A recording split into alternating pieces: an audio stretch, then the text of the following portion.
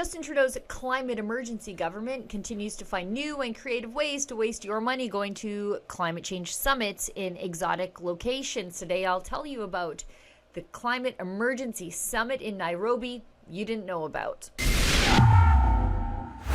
You know that we need to go further. I hear you. The sirens in the background may remind us that this is a climate emergency. That's why we will move faster and be bolder. Because as you remind me every single day, you as young people from coast to coast to coast, yes, this is an emergency, and no, half measures won't do. We all know about the annual United Nations climate change conferences. Sometimes you'll hear them described as COP26, COP27, COP28, but that's really just UN jargon to obfuscate what the summits really are. 2-week-long meetings of the world's climate scolds, oligarchs, and control freaks who use the climate scare to transfer wealth from you to themselves, their governments, their businesses, and of course the developing world.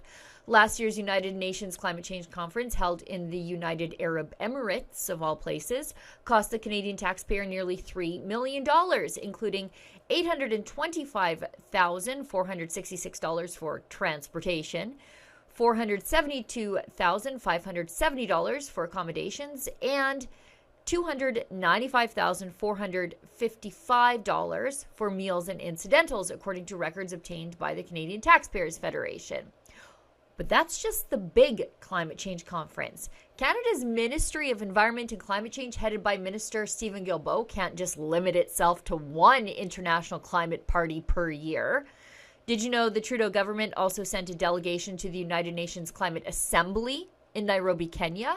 It was a 5-day conference at the end of February, just when you need a break from the long Canadian winter, to discuss things previously discussed at last year's United Nations Climate Change Conference held in Dubai, because what is global government and control without all the redundancy? And now we have a tentative, although not final, tally of the cost to attend the Nairobi conference of climate change worrywarts, thanks to an order paper question posed by New Brunswick Conservative MP Richard Bragdon. Here's what we learned from the government's response tabled in the House of Commons. Environment and climate change spent at least $156,000, though the footnotes at the end of the order paper response say not all the bills are in yet. The Climate Emergency Minister, Stephen Guilbeault's flight alone was $11,000. Other flights were worth even more. For example, the flight for the Assistant Deputy Minister in Guilbeault's office was over $13,000. From the very people who tell us that driving too much and that our comfortable SUVs will spell the end of the earth as we know it through global boiling. Mr. Speaker, good news, kids. You can take a summer fun time vacation where you're locked in a car for 10 consecutive days, nonstop with no bathroom breaks, and the Conservatives have a plan for you to have that summertime fun. And the cost?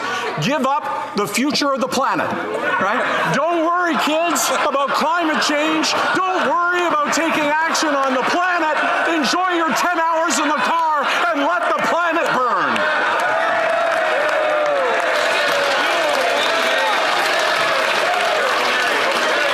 There are 5 full pages of taxis, Ubers, and limo costs. Global Affairs spent almost $13,000 to attend the Nairobi Climate Scare Conference. Among the gas charges these people billed us for, one staffer billed for gas to drive to the Ottawa airport.